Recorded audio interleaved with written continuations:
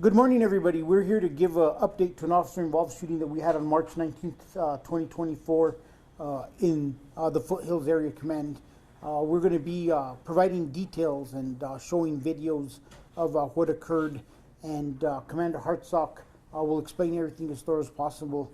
And at the end, he's going to provide some information about information that we just received in reference to this case. And I'm just going to go back to what I've always said is throughout this state, the lack of resources for individuals that are suffering from substance abuse is impacting us all. And I want to thank our metro area state legislators for everything they do. And too many times they have that uphill battle of a lot of people saying, oh, that's an Albuquerque problem. No, this lack of resources for individuals with substance abuse problems is a statewide problem. And we need some of our state legislators in the rural areas to listen to what our metro area state legislators are saying and realize that their communities are also being impacted, and that we need to invest dollars into making sure that families have resources to get loved ones the help that they need so that we could avoid tragedies. And with that, I'm going to turn it over to Kyle.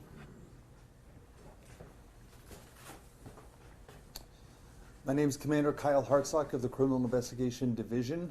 Today we're going to be covering an officer-involved shooting that happened on March 19th, 2024 near 10213 Mesa Arriba Avenue Northeast.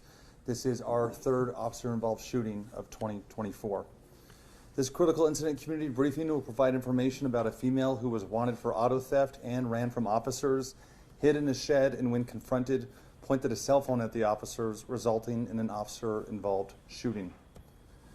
You're about to see relevant video footage and photos and learn about other evidence and police procedures related to the case so you can have a better understanding of what occurred based on what we know right now. The Albuquerque Police Department conducts very thorough criminal and use of force investigations, which typically require investigators to interview multiple witnesses, review hours of video footage, and analyze a significant amount of forensic evidence. We're still at the early stages of this investigation, which can often take several months to complete. Our understanding of the incident may change as additional evidence is collected, analyzed, and reviewed. We also do not draw any conclusions about whether the officers acted consistent with our policies and the law until the facts are known and the investigation is complete. A word of caution, the images and video may be disturbing. When police officers use force to arrest a subject or defend against an attack, it can be graphic and difficult to watch. In addition, there may be strong language by those shown in the video. One officer discharged their weapon during this incident. Officer David Nix has been with the department since 2008. He has no prior officer-involved shootings. At the time, he was assigned as a SWAT operator, and he is active and back on duty. The subject that police shot was 32-year-old Mariah Voigt of Taos, New Mexico.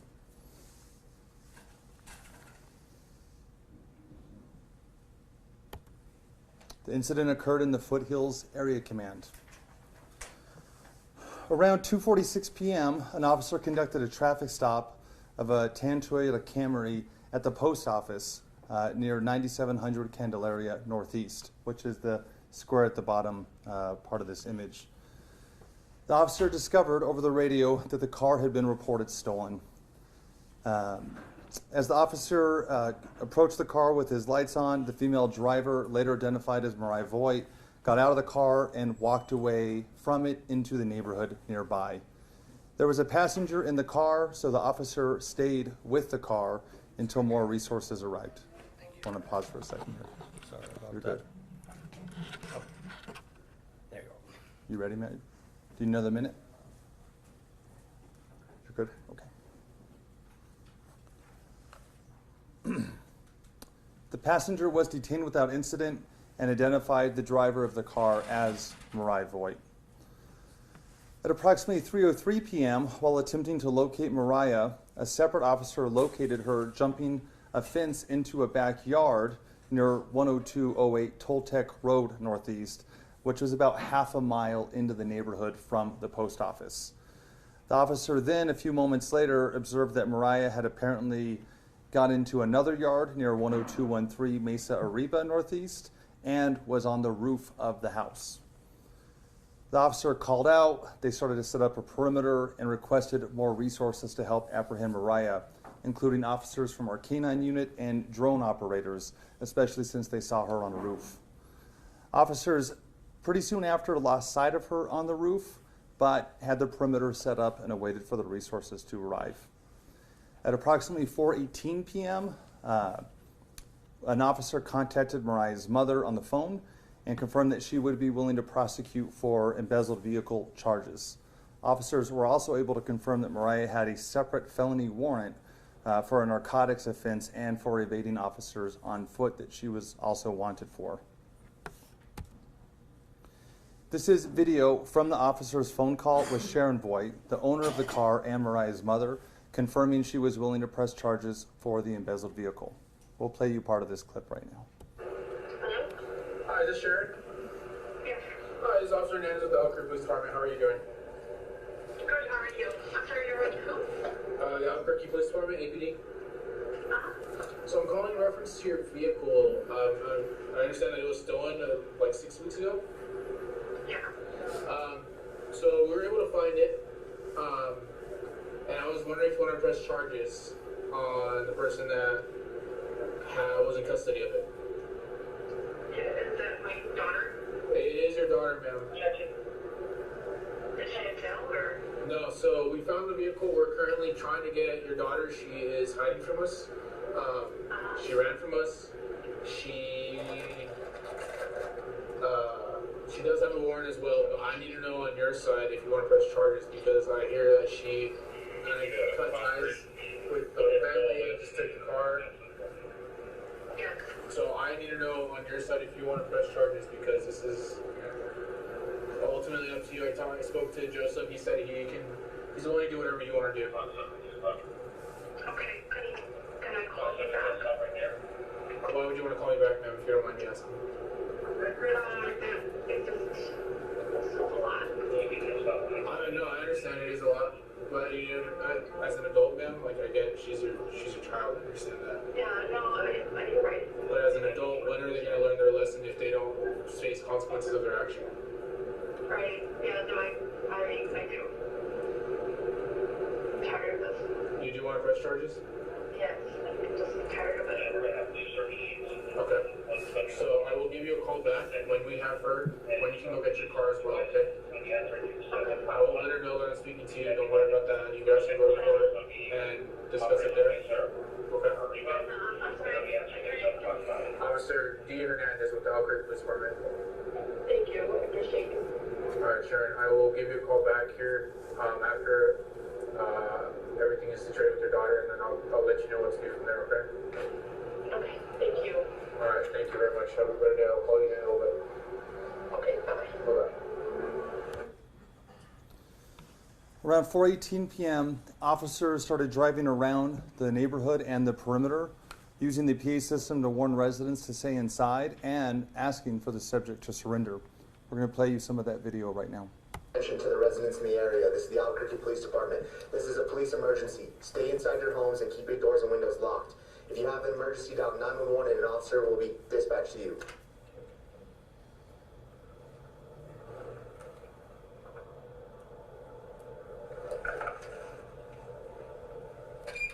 Attention to the suspect that ran from police.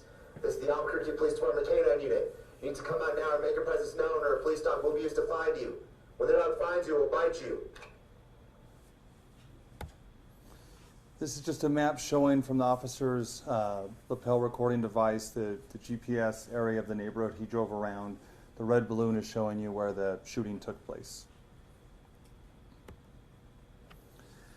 The first K-9 searched, when the K-9 team started their search, they searched this residence off of Toltec where she was first seen jumping into that yard. The second K-9 search team then began their search next door, and this is where the officer-involved shooting is going to take place. Our K-9 dog went to the shed and indicated that a person was inside. We'll show you video of that. The team also saw Mariah inside the shed through a window on the west side of the shed. Mariah opened the door, and the sergeant gave commands for Mariah to exit. Mariah grabbed a garden cultivator tool from inside the shed, partially came out of the shed holding it in the air, and then went back into the shed, putting the cultivator down, and started to manipulate a cellular telephone with both hands in a manner that wasn't consistent with phone use, but from various angles as if it was a handgun. Mariah then quickly exited the shed, took a shooting stance with her feet apart, extended her arms with her cell phone as if it was about to shoot. Officer David Nix fires 3 rounds from his duty-issued rifle. Mariah is struck 1 time. At the same time that Officer Nix fires his duty-issued rifle, a separate officer who was armed with a 40mm less than lethal impact weapon also fired it at Mariah. We're going to show you Officer Nix's video here. The approximate distance from here to the shed is about 63 feet. Keep in mind our cameras are very wide angle, so it can make things maybe look further than they are. In our interview with Officer Nix, he told investigators, quote, "We're just giving Miss Voigt just more opportunities to come out, basically to submit to arrest peacefully. That's what we wanted her to do. That's why we gave the canine warning announcements, and that's why at that point she had been hiding in the perimeter for almost 90 minutes, almost an hour and a half, and like she wouldn't come out. I thought she was aiming a handgun at us. It looked like she was holding a handgun. And when she was aiming it at us, so I ducked like just a reaction, like instinctively. I looked through my optic and I saw my red dot somewhere near the right side of her chest, and I just started to shoot. I was waiting for a bullet. I was waiting to feel the sting of the impact of a bullet hitting me somewhere on my body." We're gonna go ahead and play you this video now.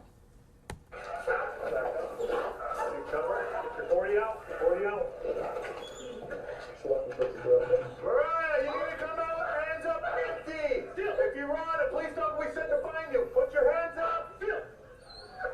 Put your hands up or we will send a dog. You need to put your hands up and come out. We have control of the dog. It won't bite you. You need to come out with your hands up and empty. He has a radar in her hand, guys. You need to keep your hands up and empty or force the use on. You need to do this now. Put your hands up now. He has a radar.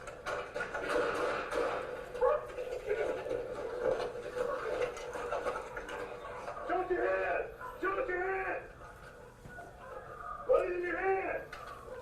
Put your hand down. Show us your hand. Show us your hand. Let me see your hand. Don't move.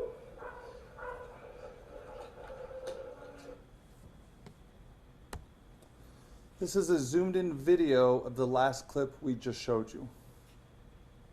If you run, a police dog will be sent to find you. Put your hands up. Put your hands up or we will send a dog. You need to put your hands up and come out. We have control of the dog. It won't bite you. You need to come out with your hands up and empty. He has a radar in her hand, guys. You need to keep your hands up and empty or force the use on. You need to do this now. Put your hands up now. He has a radar.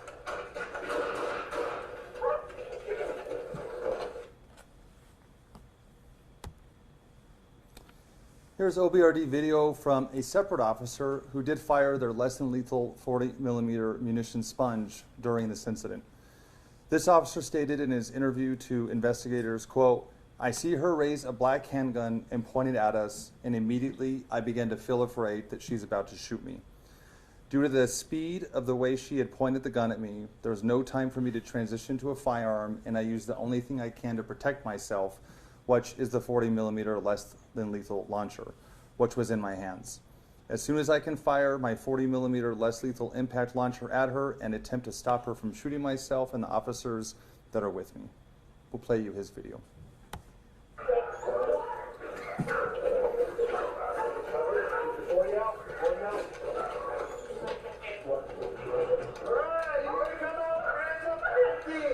If you run, a police dog will be sent to find you. Put your hands up. Put your hands up or we will send a dog. You need to put your hands up and come out. We have control of the dog. It won't bite you. You need to come out with your hands up and empty. He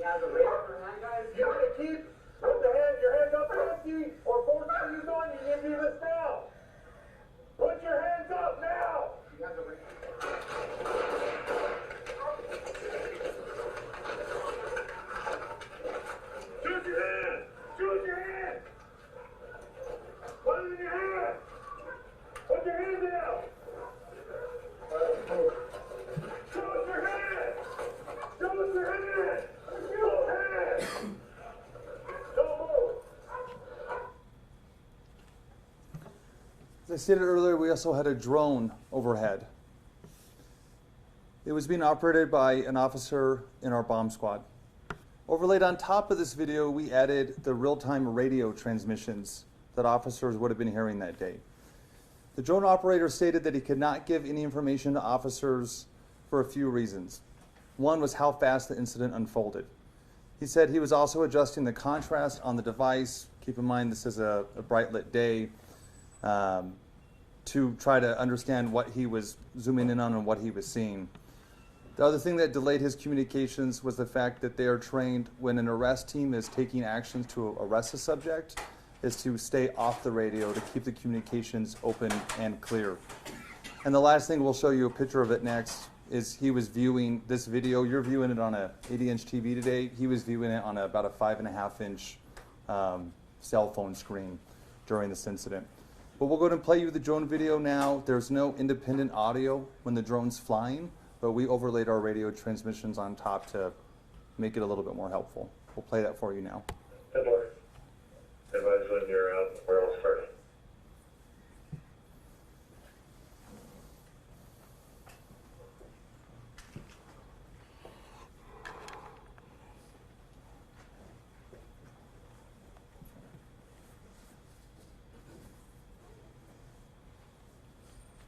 You guys are good to start. We're going to be out right away.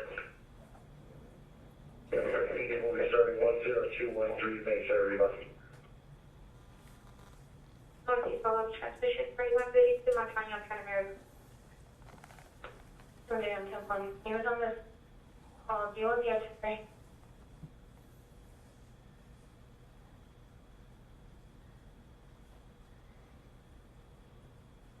Seven 50, John Gage, okay? You're good. Keep it to you.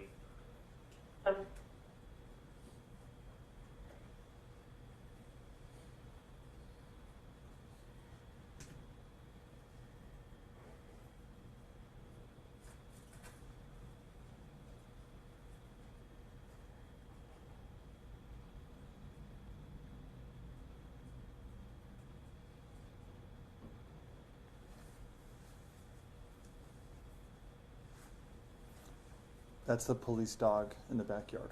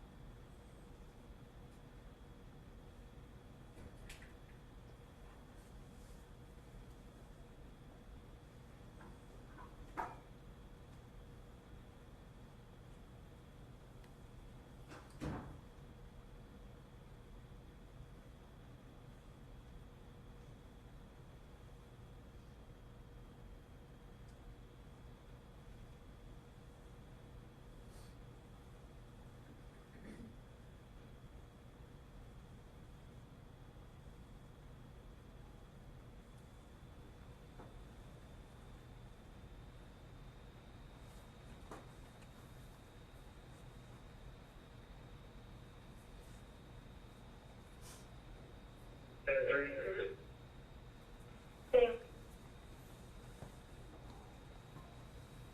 Here. 10-3.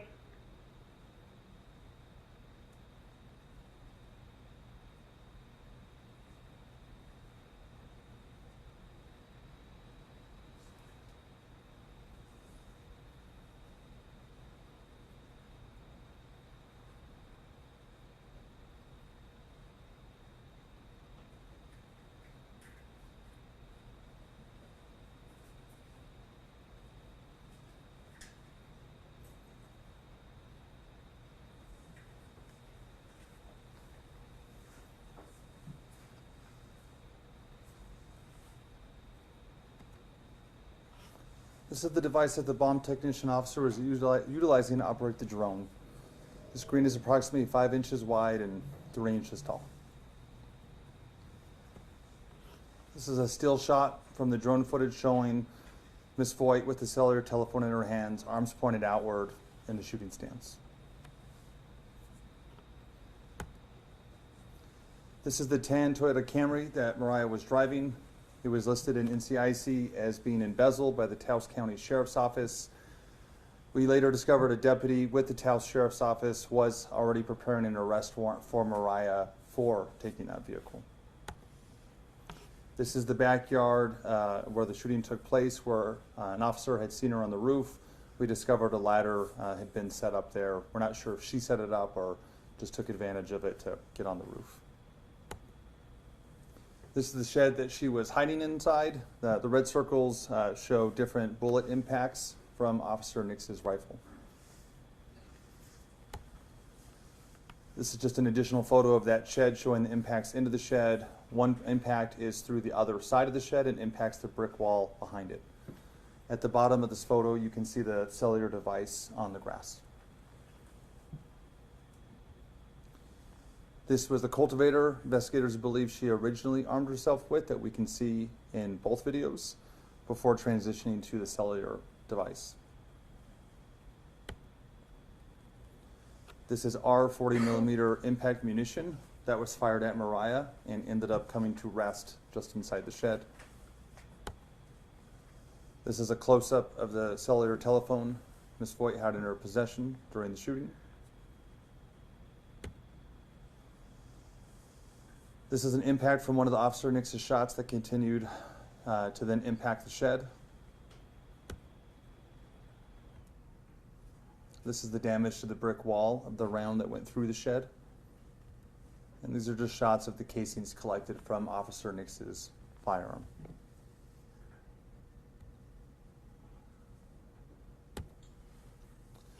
Ms. Voigt was transported to UNMH. I want to note that Albuquerque Fire Rescue was actually standing by for this entire search duration. Over an hour, they had a rescue unit in the neighborhood, so they were able to respond within a couple minutes to provide aid to Ms. Voigt after she was shot. She was transferred to UNMH but was pronounced deceased. Just this morning, we received toxicology reports from OMI for Ms. Voigt. They reported amphetamine, methamphetamine, fentanyl, and norfentanyl drugs in her system at the time of her death. Over the next several months, the multi-agency task force will continue to investigate and analyze this incident. Detectives will interview any new witnesses that come forward and complete any forensic tests. After the investigation is complete, the case will be forwarded to the district attorney's office to make any determination of criminal charges. Our Internal Affairs Force Division will also investigate the shooting to determine whether the department's policies were followed. The results of the administrative investigation will be forwarded to the city's Superintendent of Police Reform to make final decisions on discipline. APD's Force Review Board, made up of deputy chiefs, will also review the incident to identify trends and potential policy changes that may be needed in response to any shortcomings that are identified. Can help answer any questions for you. Just a quick one. Is the slideshow that you just presented going to be made available to us? Like the video and footage sent? Yes. Okay, that's all. Yes. How many shots did Dix fire? We believe 3. Okay, so the shot that hit her actually hit her after she'd gone back into the shed. Right now, that's what we believe, yes. Do you want to go over again more in detail about how you were saying the drone operator didn't have time to tell the other officers that it was a cell phone that she was holding rather than a handgun like was believed in the moment? The drone operator told us he's trying to identify what the object is, and he mentions contrast, you know, and you guys are all the media, with the sun on certain parts, the lightness of the tin shed, the darkness of inside, and you can see him zooming in and zooming out constantly. That is always what they're trying to do to get the best visualization of it, how zoomed in and how zoomed out. As he was working on that, the arrest team started moving the yard and the arrest started taking place. And I believe it's just around 27 seconds from when they have confirmation that she's in there to the shooting that took place. And then one quick follow-up. How often do you guys use the drones in these types of situations? Is it more frequently, or, because I don't know if I ever remember seeing drone video from these types of press conferences personally. We use them often. We had another officer involved shooting last year or the year before near Tramway in Montgomery where we played drone footage of it. He had murdered a woman at a stop sign, and then we got into an officer involved shooting with them. So the drones are used more and more, but not all the time, obviously. We've actually implemented a program in the field services where officers are assigned drones. So drone footage and the use of drones will sharply be increasing in the near future as more of these drones are deployed in the field. But we recognized from the shooting off of Tramway that they're a great tool for our officers to have, and it's a great tool for transparency for us to be able to provide this video. And I think this video is, and first of all, you know, we never want an incident to end this way. It's tragic, and I'll go back and I'll hammer the point that we need to get families, and you could hear their struggles here, that this individual, should have been able to get them the resources and the help that they need as a community. And I think it's imperative we continue to make that fight. But I think it's also imperative to recognize that, you know, our officers are making life and death situation decisions at the spur of a moment. And just yesterday, we had another one of these incidents, and we'll continue to be as fully transparent as possible. And yesterday, we mentioned, you know, how shots are fired. And on this, we were very transparent from the very beginning and said that all we found was a cell phone. And we'll continue to provide as much transparency as possible. But I think this video really shows how angles change. And I think in the future, it's really important for us to remember that. Because many times we have witnesses on scene who say they saw one thing, but yet it wasn't from the point of view from the officers. And our courts have clearly upheld that it comes back to the point of the view of the officers. And like I said, this is tragic in every sense, but we got to remember that, you know, our officers are out there doing the best job they can every day, and they're forced to make decisions that most of us have never been put in the position of having to make. I have a question. Yes. Chief, obviously you mentioned decisions like this happen in split of a second, like we just saw in the video. And obviously the size difference between this TV to the little monitor the guy has, it's a huge difference, but could this have been prevented with better technology? I think we're still in the infancy of our technology using drones. I mean, we pointed it out that this is one of the few times we've seen it. I think as we continue to advance, as drone technology continues to advance, we will be able to get better at utilizing that technology. And there'll probably be a scolding after this, because I did ask for them to bring the monitor to this press briefing, because I wanted everybody to see the size of what the actual officer is seeing in the time. And we can't take away from the fact that the officer has both hands on the drone, and trying to control the drone.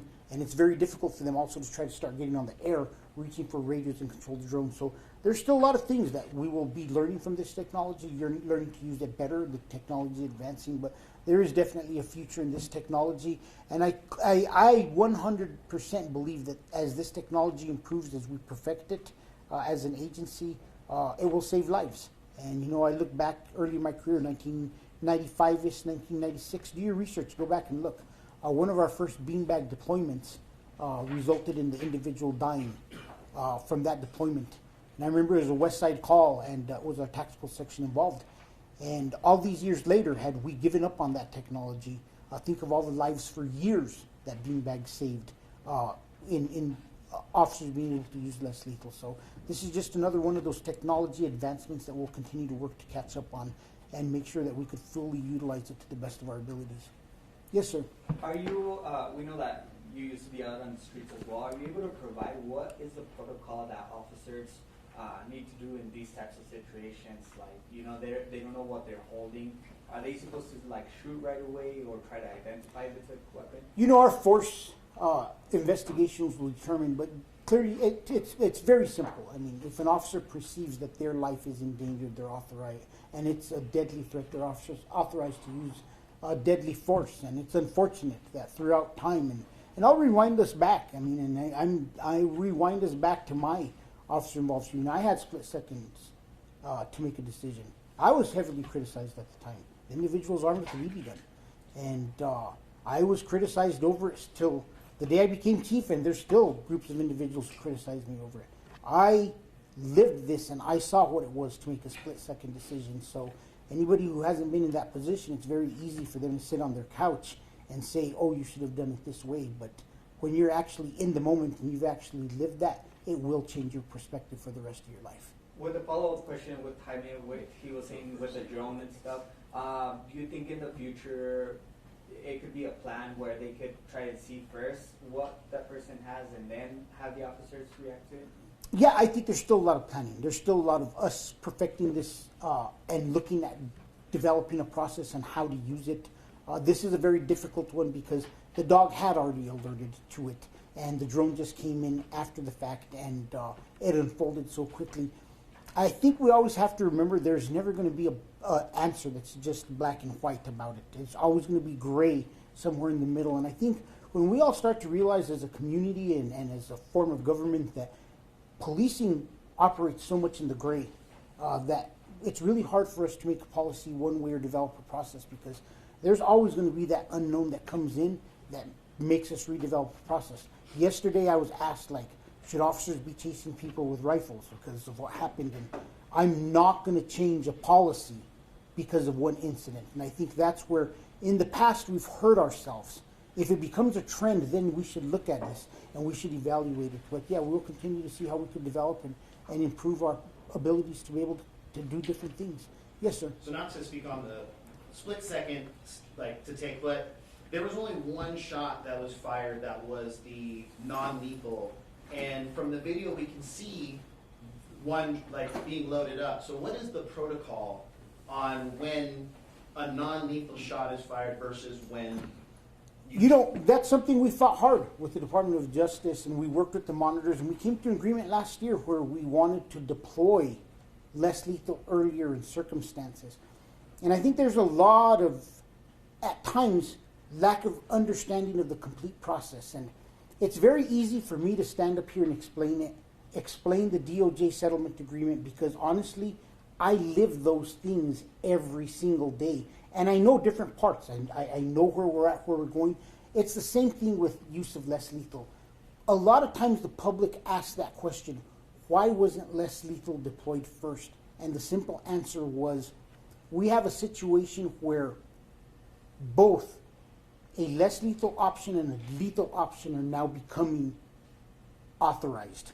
And I don't know, and we're not the only agency who goes through this. When they're both authorized, both individuals immediately are going to deploy. And that's why we get that dual deployment. And I don't want to make it that it's a negative, because of the fact that both are authorized, and the investigation will clearly have to point if they were both authorized. But in general, as they're both authorized, they're both deploying. And a lot of times in these incidents, when you talk to the individual that deployed the less lethal, their explanation is going to be I deployed what I had in my hand and what was available to me. Had they had a firearm in their hand, more than likely they would have deployed with a firearm. So it is just the gravity of how fast things move. There is not really time. And you see the video real time. There's not time for the guy with the rifle look and say, shoot your less lethal and then I'll try. We see how fast these unfold and decisions have to be made. I guess I mean less on why, and I mean more on like how many officers, because one officer was visually seen having the rounds, and there was only one shot that was fired. So like how many officers had lethal rounds, and like what's protocol? We could look in this, but it's real simple. We ask for a force array so that we have an option of each. And there are times we have multiple less lethal. We'd always try to add as much options as we can, but as you're doing searches and you're looking in bigger areas, the bigger the area we're looking for, the less resources we're going to have. And if I'm not mistaken, on this case itself, they were working on 2 yards almost simultaneously, so it breaks up the resources in the team. Do you have anything else, Josh? You spent a lot of time in tactical.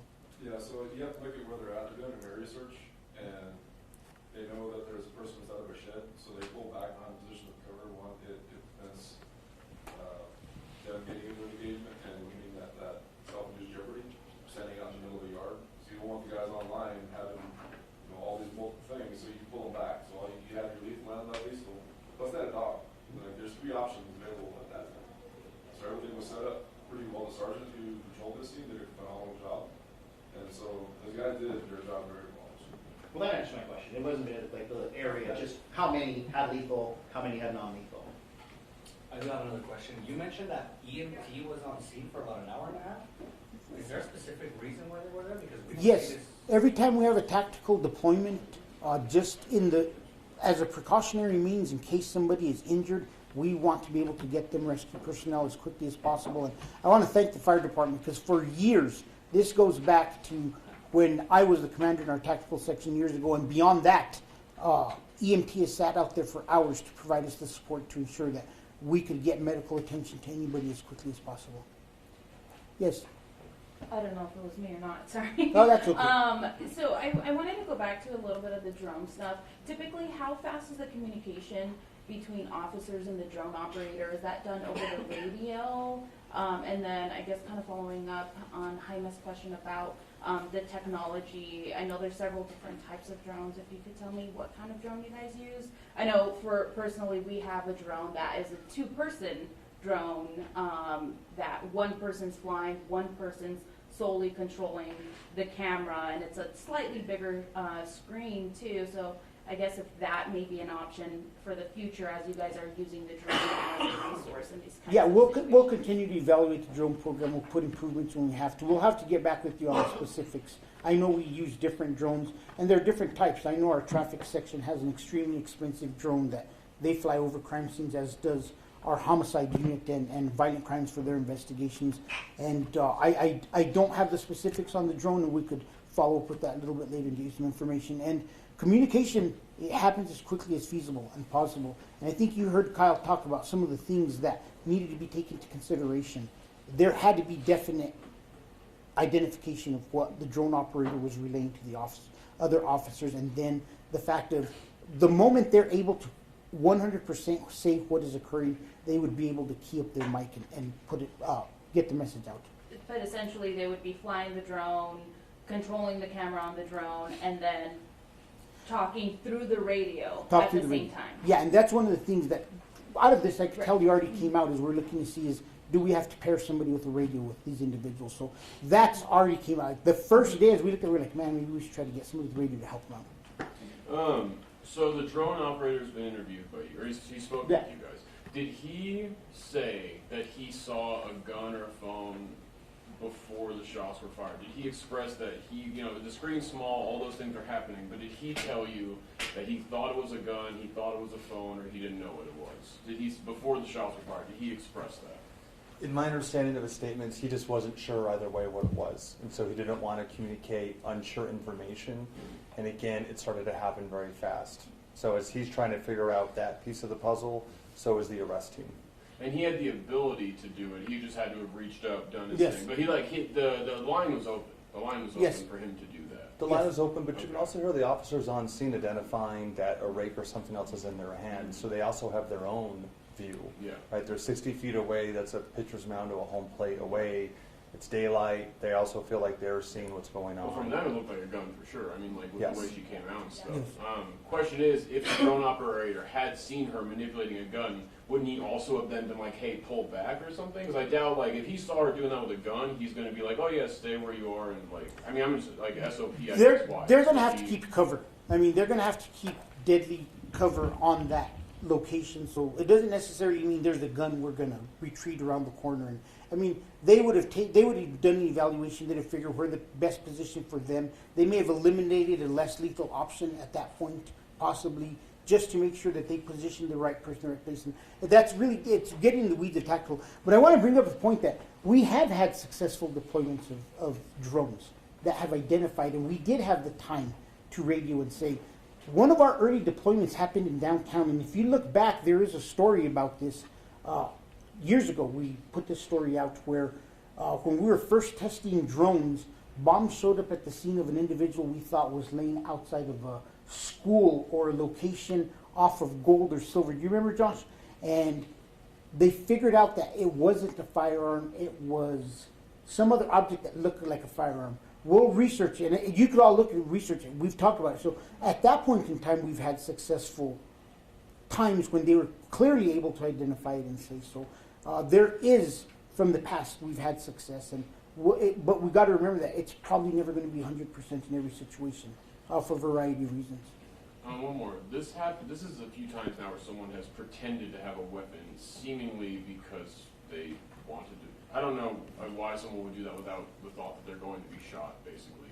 I mean, has that brought up a conversation within the department of being like, maybe we need to have like more of a wait and see approach? When there's a situation like this where it's like someone's in a shed, they're not in a store, with, you know what I mean? Like, has there been, like, it seems to be happening more and more where people are challenging law enforcement to shoot them with something that's not a gun sometimes. You know, our officers have the right to go home and defend themselves. And you clearly hear from that statement that officer felt he was going to get shot. And it's easy for us to sit here and say, well, they should wait. It's difficult. Throughout my career, I spent 14 years in the field. I can't tell you how many shootings, how many armed individuals, and I will tell you that it's easy for us to sit here and look, but I will tell you that there is, and officers don't like to admit this always, there is a sense of fear amongst us when an individual is pointing what is appeared to be a firearm. There's an urgency for you to be able to make a decision on how you're going to react to that. So yes, we are always open to looking and seeing if there's a better way for us to do things. And if we are, I think we've been very good at this as a department in evolving and changing and getting new policies. But we will look. If there's a way to change, we will. But at the end of the day, our officers make difficult decisions that they live with the rest of their life, and that potentially a mistake on their part in waiting too long could end their life. And I think the courts have established, and the Department of Justice monitors our shootings, and we have the most extensive review process in this country. And if it's justified, I think that it's very difficult for us to go away from. Just on that point too, Matt, we've said this in the past, we've had a couple press conferences, we're gonna have another one pretty soon looking at the 6 months of OIS's last year. And we're seeing, and we've talked about this a lot, when an individual is under the influence of fentanyl or meth, which is the majority of the time in these instances, they may be perceiving someone's trying to kill them, and they're taking whatever action. We don't know if that happened, but we do know that they're on meth or some of these drugs or really high alcohol levels. So, you know, the question is whether they're in the right state of mind, and we can't figure out why they would take an action like that. Can you say this could have been a potential for? Well, I mean, we know that there was fentanyl and meth in her system, so we just don't know what was going on. You know, and I think this brings up that whole conversation, and we've talked about it before, Matt, is like, we have to find families resources. Like, I see it at every level. I've seen it for 30 years. I've lived it. Like, how do you find family members the resources they need? There are caring families out there, and I just think there has to be a huge investment in substance abuse, and we see so many of these cases where, unfortunately, so to speak, the end of the rope is that interaction with law enforcement. But there are trigger points all along the way in our criminal justice system where we can mandate and help people get the help that they need to prevent these tragedies down the road. And I'll continue to be an advocate for funding all the social programs that we can that help people get the resources they need. Do you know how long the drone operator was on the force for? I have no idea. Somebody will figure it out for you. Okay, gotcha. Any other questions? I was Yes. going to ask, I don't know if anyone would be able to answer this about the Crime Stopper that was sent out, so not regarding this case, but the one where the downtown elderly couple were attacked. Just trying to see if there's nuts and bolts on that, we could get a little bit more information. You know, I know that I spoke to Deputy Chief Vega about it yesterday. I spoke to FBI also. They're interested in the case, and we're packaging the case to send it up over as a hate crime. So we're moving to prosecute this as harshly as we can. I know they had some suspect information. The leads weren't as promising as we hoped, but they do have information that they're looking into, and we're trying to track down the vehicle. I believe the plate didn't come back to the vehicle was one of the things, and they were looking into other avenues to see if we could identify the person. But do you have anything else of substantial value? You touched on it all. All right. Thank you. That is a priority of ours, though. Is there any update on yesterday's OAS? No, we'll probably release the name of the individual who died. Just gotta make sure next of kin is notified. Once that happens, we'll release that. Okay, thank you. Obviously, this OAS, yesterday's OAS, do you have any direct message to audience, viewers at home about just how this has all been continued to happen and what you guys are doing? No, well, we have 6-month reviews of officer-involved shootings. We are as transparent. I think I even got criticized on this one because some supposed experts thought I released too much information. I will continue to be transparent. We've invested in technology in this police department. We just got a new command post, and I have the ability to watch video that day. And with that ability, this prime example, it may not be what we want in terms of being able to say individuals armed with firearm, but we were honest and we put the information out. And we will continue to be as transparent as possible. But I just, in a lot of ways, I think like the officers are put in these situations because of a broken criminal justice system. That I'd love somebody to do a study of all these officer-involved shootings and kind of point out where all the trigger points were along the way, that there could have been an intervention to get this individual to help. And I have no doubt in my mind that that study would show that the system failed this individual, and the final encounter is an unfortunate failure of everywhere that they should have gotten help and the resources that they need. Thank you. Thank you, everyone.